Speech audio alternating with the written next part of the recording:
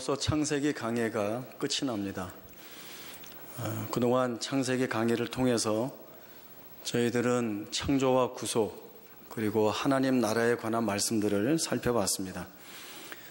특별히 창세기 12장부터 오늘 50장까지는 아브라함과 이삭과 야곱 그리고 요셉의 생애를 통하여서 하나님이 그 인생에 어떻게 일하시는 하나님이신지와 또 그 하나님의 일하심이 얼마나 폭이 넓고 깊고 풍성한지, 그리고 하나님 앞에 부름받고 있는 한 인생이 하나님을 만나면서 어떠한 다른 고백을 하는 자리로 인도받고 있는가라고 하는 내용들을 쭉 살펴봤습니다.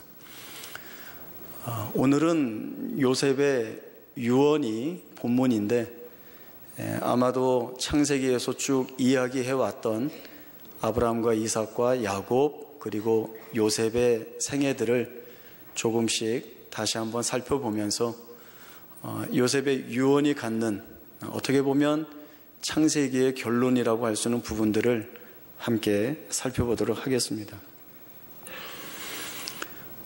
분명히 요셉은 자신의 죽음 이후에도 자신의 삶에서 일하고 역사하셨던 하나님이 자신의 가족과 후손들 안에서도 일하실 것이라고 하는 확신을 분명히 가지고 있습니다. 요셉의 유언은 나는 죽을 것이나 하나님이 당신들을 돌보시리니 이 땅에서 인도하여 내사 아브라함과 이삭과 야곱에게 맹세하신 땅에 이르게 하시리라. 이 유언을 하고 있습니다. 요셉의 유언을 보면 그가 하나님에 대한, 또 하나님이 주신 약속에 대한 분명한 이해를 가지고 있다라고 하는 것을 충분히 볼 수 있습니다. 자신의 조상들이 받았던 그 약속이 그 약속을 받은 당사자에게만 머물러 있었던 것이 아니라 그 다음 후손에게 전수되어서 자신에게까지 그 약속이 왔고, 또 본인이 살아왔던 인생 전반을 돌아보면서 하나님은 주신 약속대로 일하셨고, 또 그 약속의 풍성한 결과물들을 자신의 생애 가운데 만들어내셨다라고 하는 것을 분명히 인지하고 있습니다. 아브라함에게서 시작하신 하나님이 머물지 않고 이삭과 야곱과 그리고 자신에게까지 찾아오셔서 일하신 하나님이시기 때문에 이제 애굽에 남아있는 우리의 후손들에게서도 하나님이 뜻하시고 목적하신 바들을 그 하나님이 원하시는 때에 반드시 이룰 것이기 때문에 그 믿음의 확신을 가지고 유언을 하고 있는 것입니다. 요셉은 하나님의 백성이 어느 형편과 어느 자리에 있어야 하는가라고 하는 것을 가장 잘 알고 있습니다. 이 말은 무엇을 의미하는가 하면 내가 처한 현실과 상관없이 하나님이 함께 계시는 그 자리가 가장 복되다는 것을 의미하고 있는 것입니다. 하나님 앞에 부름받고 있고 또 약속 안에서 살고 있는 존재라 할지라도 그가 부딪히고 맞닥뜨려야 하는 현실은 혹독할 수 있고 가혹할 수 있습니다. 면제되었으면 좋겠다라고 하는 고난이나 환난들이 쉴 새 없이 밀어닥치기도 하고, 때로는 저항하고 항거할 수 없는 형편 속에 내몰림으로 인하여서 과연 하나님이 내 생애 속에서 일하고나 계시는가? 나는 하나님의 약속의 백성인가? 자녀인가? 라고 하는 의심과 의구심을 가지고 있겠지만, 그러나 여전히 변치 않는 모습으로 하나님이 일하신다라고 하는 믿음 있는 반응과 고백을 가지고 살아갈 때 그 자리가 가장 복된 것임을 이 요셉은 분명히 알고 있습니다. 자기가 그 모든 상황과 또 시간들을 겪어봤기 때문에 그에게는 이 일들이 간단한 간증으로 지나가는 것이 아니라 자기의 목숨을 걸고 증언할 수 있는 신앙 고백이 되고 있는 것입니다. 요셉은 앞으로 애굽에서 남아 살아가야 할 자신의 후손들을 기억하고 있습니다. 그리고 이 후손들이 가장 복된 자리로 나아가는 것이 어디인지도 잘 알고 있습니다. 하나님이 당신들을 돌보실 것이다. 하나님이 찾아오셔서 하나님의 일을 할 것이다 라고 하는 것은 결국엔 내 해골을 메고 약속의 땅으로 올라가라 라고 하는 것으로 이어지는데, 이것은 너희가 머물 곳은 애굽이 아니라 하나님이 약속하신 우리에게 주신 가나안이다 라고 하는 이 말을 하고 있는 것입니다. 애굽이 아니고 가나안이다 라고 하는 것은 여러 가지 의미들을 이 안에 다 담고 있습니다. 요셉은 노예로 팔려 애굽에 왔지만 하나님의 섭리 가운데 애굽의 총리가 됩니다. 그 당시 가장 최강대국인 애굽에서의 총리는 말할 수 없는 세상의 모든 영광이 집중되는 자리였습니다. 바로가 요셉에게 한 말도 내가 너보다 높은 것은 내 왕좌 밖에는 없다라고 이야기할 정도로 요셉은 그가 누릴 수 있는 모든 권력과 명성이 그에게 있었습니다. 뿐만 아니라 요셉의 가족이나 후손들도 이 요셉이 지니고 있는 혜택 아래에서 많이 누리며 살고 있죠. 그래서 어떻게 보면 애굽이라고 하는 자리는 모든 풍요와 안정과 그리고 넉넉한 것들을 제공해 주는 자리가 됩니다. 반면에 하나님이 주신 약속의 땅 가나안은 불분명합니다. 거기에서의 주어진 복이나 넉넉함이 무엇인지 아직 잘 알지 못합니다. 불투명한 하나님의 약속이라고 하는 것보다는 지금 현실에서 모든 것들을 책임져 주는 이 애굽이 훨씬 더 좋다라고 하는 생각을 가질 수 있습니다. 그러나 요셉만큼은 그렇게 생각하지 않고 있습니다. 요셉은 평생 하나님의 일하심 가운데 그 하나님의 베풀어 주셨던 은혜들을 자신의 삶 가운데에서 분명히 목도하였고, 또 하나님이 이루어 내신 결과물이 무엇인지를 보았기 때문에 비록 겉으로 볼 때에는 모든 것을 책임져 주고 또 그 안에서 많은 것들을 누리게 하는 애굽이 좋아 보이기는 하지만 이 애굽이 아니라, 그리고 아직 불분명하고 어떠한 것이 주어질지 모르지만 하나님이 말씀하시는 약속의 땅이야말로 하나님의 백성이 가서 거해야 할 한 장소, 한 자리인 것을 분명하게 이야기를 하고 있는 것입니다. 그래서 요셉의 유언의 핵심은 하나님 없는 세상의 풍요에 속지 말고 하나님께 자신의 시선을 고정하고 그 하나님의 일하심에 대한 믿음을 가지고 하나님이 이끄시는 자리로 나아가야 된다라고 하는 것이 요셉의 유언이 갖는 핵심입니다. 그러나 우리가 믿음의 선진들이라고 이야기하는 아브라함이나 야곱이나 요셉도 이러한 부분에서는 늘 갈등을 일으키고 어려움을 겪었습니다. 물론 우리가 함께 나누고 있는 이 말로는 너무나 멋집니다. 드러나 보이지 않는 하나님의 약속에 우리가 충실해야 하고 현실에서 겪는 세상의 넉넉함들은 과감히 배격해야 된다. 참 멋있는 말이죠. 그러나 쉽지 않습니다. 우리가 창세기를 통해서 계속해서 아브라함이나 야곱, 요셉의 생애를 보아왔기 때문에 다시 한번 그들의 생애 속에서 이러한 모습들을 한번 되짚어 보도록 하겠습니다. 아브라함은 하나님으로부터 약속의 후사 아들을 약속받습니다. 그러나 오랜 시간 동안 그 약속은 성취되지 않습니다. 시간이 오래 지나도 하나님의 말씀하신 내 후손을 번성케 하여 하늘의 별과 같이 바닷가의 모래같이 해주겠다라고 하는 것이 이루어지지 않으니까 아브라함에게는 하나님의 약속이 멈추어진 것 같고 혹은 취소되었다는 생각을 가질 수 있습니다. 그래서 자기가 할 수 있는 대안들을 내어놓습니다. 우리 집에서 길리운 다메섹 사람 엘리에셀을 내 후사로 삼겠습니다. 하갈에게서 얻은 이스마엘을 후사로 삼겠습니다 라고 하는 이야기들을 하나님 앞에 아뢰입니다. 야곱은 베델에서 하나님의 큰 언약의 말씀을 듣습니다. 내가 어디로 가든지 내가 너와 함께 있어 너를 지킬 것이며 너를 이 땅으로 돌아오게 하리라. 내가 내게 허락한 것을 다 이루기까지 너를 떠나지 않겠다라고 하는 이 말씀을 듣습니다.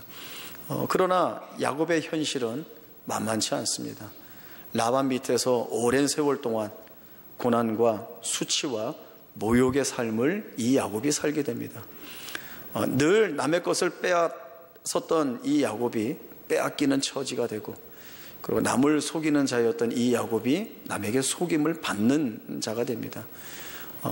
베델에서 받았던 하나님의 그 약속은 없어진 듯 보여집니다. 요셉은 형들에 의해서 노예로 팔려왔습니다. 형이 나에게 어떻게 이런 일을 할 수 있는가라고 하는 상실감도 있고, 또 하지도 않은 일에 대한 모함을 놓았고 감옥에 갇혔을 때에 그의 전 마음은 억울하다라고 하는 것으로 가득 채워졌을 것입니다. 그 깊고 깊은 어두운 감옥 창살 아래 가두어져 있을 때 누가 내 억울함을 풀어줄 수 있겠는가? 누가 내 하소연을 듣겠는가? 잊혀진 존재가 되어서 비참한 하루하루의 삶을 지내오고 있습니다. 그 어디에도 하나님이 지금 내게 은혜를 주시고 나를 보호해 주신다라고 하는 증거나 사인은 전혀 보이지 않습니다. 그러나 우리가 잘 알고 있듯이, 그리고 히브리서 11장에서 아브라함과 야곱과 요셉을 믿음의 사람으로 이야기하면서 이들이 믿음으로 반응하고 믿음의 고백을 할 수 있었던 것들을 저희들이 보게 됩니다. 어떻게 이들이 하나님이 하시는 일에 대한, 그리고 하나님이 주신 약속에 대한, 그래서 이렇게 거절하는 것 같이 반대의 현실로 내몰렸는데 무엇이 이들로 하여금 믿음의 고백을 할 수 있게 했는가? 아브라함이나 야곱이나 요셉은 시간을 뛰어넘어서, 그리고 여느 조건과 한계에 묶이지 아니하고 모든 것들을 뒤집어 마침내 자신의 생애 속에서 약속하신 것들을 이루어내신 하나님을 실제적으로 경험하고 만났기 때문에 이 믿음의 고백들을 할 수 있었던 것입니다. 아브라함은 아들 이삭을 100세에 얻게 됩니다. 아브라함은 나이 많아 늙었고 아내 사라도 아이를 낳을 수 없는 육체적 한계에 있었습니다. 불가능한 일이었습니다. 그러나 아들 이삭을 낳았죠. 그 아들 이삭을 품에 안은 아브라함이 내가 다시 젊어서, 내가 다시 힘을 내어서 이 아들을 낳았다라고 하는 것이 아니라 하나님이 주신 약속을 돌아보게 되는 것입니다. 내 현실이, 그 현실이 묻고 있는 내 처지와는 상관없이 하나님이 다 뛰어넘어 일하셨다. 이 이삭은 하나님이 약속 가운데 주신 아들이 맞다라고 하는 것을 고백하게 됩니다. 그래서 어느 자리까지 나아가게 되는 거예요. 그 이삭이 컸을 때 번제로 드리라 라고 할 때에 주저하지 않고 그 이삭을 잡아 하나님 앞에 번제로 드리려 했던 아브라함의 모습. 이 아브라함은 하나님의 약속의 중간고리 역할을 하는, 하나님의 약속이 온전히 성취되기 위해서는 없어서는 안 되는 이 존재가 되는 이삭을 하나님 앞에 내가 드린다 하여도 하나님은 죽은 자 가운데서 도로 받는 것처럼 내게 주실 것이다 라고 하는 이 믿음 있는 반응과 믿음 있는 고백을 하는 자리까지 이 아브라함을 다듬어 가십니다. 요셉은 고난과 수치의 삶을 살아오면서도 하나님의 약속은 어디에도 없다라고 하는 그러한 현실을 살아오게 되지만, 그러나 야복 강가에서의 고백처럼, 그리고 바로 앞에서의 고백처럼 하나님의 약속 안에 있었던 것이 내게 복이었고, 그 하나님의 약속이 내 생에 이루어지는 것을 보게 된 것이 내겐 축복이었다라고 하는 고백을 하는 자리까지 다듬어져 가게 됩니다. 야곱 또한 이 모든 현실들을 실제적인 사실로 경험하였기 때문에 이 같은 고백을 그가 할 수 있는 것입니다. 요셉이 형들을 만나서 한 고백은 제가 수없이 반복했기 때문에 우리가 너무나도 잘 알고 있죠. 당신들이 나를 팔았다고 해서 근심하지 마소서, 한탄하지 마소서. 하나님이 우리의 생명을 보존하시려고 당신보다 나를 앞서 이곳에 보내신 것입니다. 당신들이 지니고 있었던 시기와 질투, 미움과 분노를 하나님께서 하나님의 일을 이루어 내시기 위하여 선하게 사용하셨다. 다시 말해서 내가 노예로 팔리고 억울한 감옥에 갇혀서 내가 아무것도 기대할 수 없고 소망을 가질 수 없는 그 자리에서조차도 하나님은 내 생애를 사용하고 계셨고 마침내 하나님이 뜻하신 바를 이루어 내셨다라고 하는 이 사실을 이 요셉도 보고 있는 것입니다.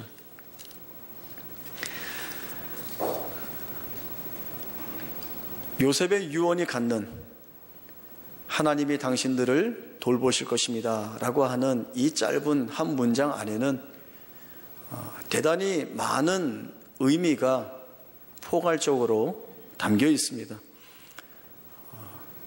그저 하나님이 잠시 만나주시고 필요한 것이 있을 때 원하는 대로 대충 떼워주시는 하나님이 아니라 우리의 전 생애에 하나님께서 관심을 가지시고 그리고 하나님께서 약속을 가지시고 찾아오셔서 우리가 맞닥뜨리고 있는 그 현실 속에서도 하나님은 여전히 우리를 위하여 그 약속의 삶을 살아나갈 수 있도록 이끄시기도 하시고 그 안에서 훈련도 시키시고 그 안에서 다듬어 내시는 이 일들을 하시는 하나님으로서 우리의 입술에서도 요셉의 유언과 같은 하나님이 우리의 생애를 돌보고 계신다라고 하는 믿음 있는 반응과 고백을 하도록 만들어 내신다는 것이 창세기가 여러 믿음의 선지들을 통하여서 우리에게 동일하게 주고 있는 말씀의 내용이 됩니다.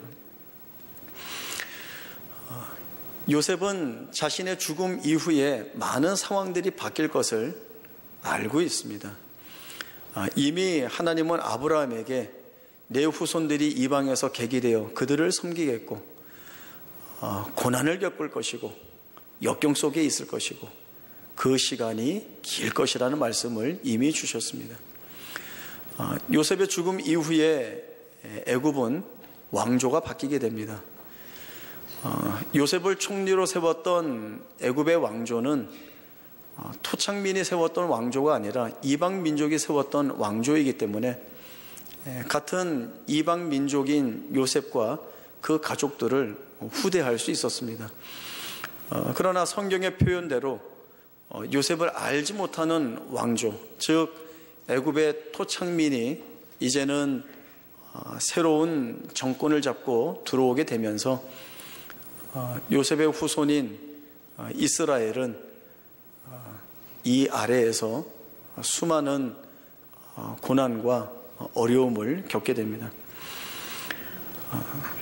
400년이라고 하는 시간이 흘러가면서 변하는 것들이 많이 있게 되는 것이죠.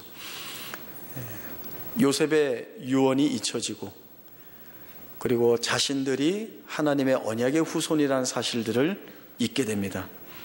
그러나 바뀌지 않은 것이 있습니다. 그것은 하나님이 이스라엘을 기억하고 계시다는 것입니다. 하나님은 주신 약속을 이루어내시기 위하여서 모세를 준비하시고 모세를 훈련시키고 모세를 보내주십니다. 그리고 하나님이 참 유일하신 하나님이신 것을 드러내시는 10가지 재앙들을 통하여서 이스라엘 백성들에게 하나님은 그저 조상이 믿었던 하나님이 아니라 오늘 언약이라고 하는 이름 아래 그 백성들을 친히 만나주시는 하나님으로 만나고 있음을 보여주십니다. 우리 또한 하나님이 돌보신다라고 하는 이 말이 갖고 있는 의미에 대하여서 믿음을 가지고 있지 못하면 우리 또한 현실에서 겪는 우리가 맞닥뜨리는 여러 힘들고 어려운 일들로 인하여서 갈등을 일으키고 흔들릴 때가 많이 있을 수 있습니다. 앞에서도 말씀드렸지만 하나님이 우리를 돌보신다라고 하는 것이 지금 당장 내 눈앞에 보이는 어떠한 결과나 어떠한 내용으로 다가오지 않을 때에 그 하나님의 약속이라고 하는 것은 요원해질 수밖에 없습니다. 현실적으로 피부적으로 체감하는 부분들이 훨씬 설득력 있게 우리에게 다가옵니다. 요셉이 염려하고 있었던 일들이 일어날 수 있는 것이죠. 하나님의 약속보다는 지금 현실이 내게 보장하고 보상하는 부분에 마음이 더 빼앗기는 경우가 있을 수 있습니다. 이런 일들은 수없이 우리 가운데서 드러날 수 있는 일들입니다. 그러나 아브라함에게서 그렇게 하셨던 하나님이 이삭이나 야곱이나 요셉 그리고 오늘 이스라엘 백성들 가운데서 일하셨던 그 하나님의 일하심이 우리의 살아왔던 날들 몇몇에 흐르고 있다는 것들을 저희들이 보게 됩니다. 하나님의 그 은혜를 부어주시지 않았다라고 한다면 오늘 우리가 하나님을 예배하는 이 자리에 어떻게 나와 있을 수 있겠습니까? 또 하나님이 우리에게 약속하신 것들을 이루어지시는 그 여정 중에 우리를 이끌고 계시다라고 하는 이 고백이 없이는 우리는 하나님 앞에 기도할 수 있는 존재가 되지 못하는 것입니다. 우리는 서서히 알아가고 있고 그리고 반응하고자 하고 그리고 믿음의 고백을 갖고자 하는 자리에 있는 것입니다. 하나님이 이 자리로 우리를 이끌어가고 계시는 것입니다. 그래서 우리에게서도 하나님이 우리를 돌보고 계시다라고 하는 이 믿음 있는 고백이 마침내 우리의 신앙 가운데서 드러내게 되어 있는 것입니다. 우리가 현실에서 맞닥뜨리는 그 자리는 결론의 자리가 아닙니다. 결말이 주어진 자리가 아닙니다. 하나님의 약속을 이루어 가시는 여정으로 삼고 계시는 자리입니다. 여정으로 삼고 계시기 때문에 우리는 여전히 하나님 안에 있는 존재가 되는 것입니다. 이렇게 이야기할 수 있습니다. 내가 울고 있습니다. 내가 비명을 지르고 있습니다. 그러나 이것이 약속 안에서의 울고 있는 것이고 비명을 지르고 있는 것입니다. 내가 너무나 힘들고 어려워서 비탄의 한숨을 쏟아내고 있습니다. 어디서 쏟아내고 있습니까? 하나님 없는 자리가 아니라 하나님이 주신 약속의 여정이라고 하는 그 안에 담겨져서 이 현실의 비탄의 한숨을 쏟아내고 있는 것입니다. 이 말이 무엇을 뜻합니까? 우리가 홀로 있지 않다는 것입니다. 하나님이 우리를 버려두신 것도 아니고 하나님은 그 고난과 그 현실의 비탄의 한숨을 쏟아내는 자리에서 하나님의 약속을 다듬어 가시고 만들어 가시고 계시다는 중인 것입니다. 그리고 마침내 우리의 입술에서 요셉의 유언과 같은 고백을 받아내시는 것입니다. 나중에 하나님이 우리를 부르실 때에 우리는 이 땅에 남을 우리의 자녀와 후손들에게 이 유언을 해야 할 것입니다. 아브라함과 같은 마음으로, 야곱과 같은 마음으로, 요셉과 같은 마음으로 하나님이 너희를 돌보실 것이다. 내 생애에 그렇게 일하신 하나님을 내가 경험했기 때문에 확신에 찬 유언으로 너에게 전한다 라고 하는 이 유언을 할 수 있는 그러한 고백을 우리가 가지고 있어야 할 것입니다. 지금 이 시간에도 하나님은 우리를 돌보시고 우리의 생애 속에서 눈을 떼지 않고 내 안에서 일하고 계십니다. 그러니 두려워할 것이 없습니다. 낙심할 것이 없습니다. 현실을 쫓아갈 이유도 우리에게는 없습니다. 요셉이 경험했던 그 하나님을 같은 마음으로 경험함으로 인하여서 오늘 우리는 이 말씀을, 이 창세기의 마지막 하나님이 돌보신다라고 하는 이 말씀을 각인하여서 결코 두려워하지 않는 하나님의 약속에 믿음을 담아두고 하나님이 살게 하시는 그 현실을 감사함으로, 그리고 하나님의 거룩하신 그 일하심을 찬송함으로 살아낼 수 있는 존재가 되었다는 사실에 기뻐해야 할 것입니다. 이 귀한 고백이 오늘 우리 가운데 가장 견고하게 세워지는 믿음의 고백이 될 수 있기를 바랍니다.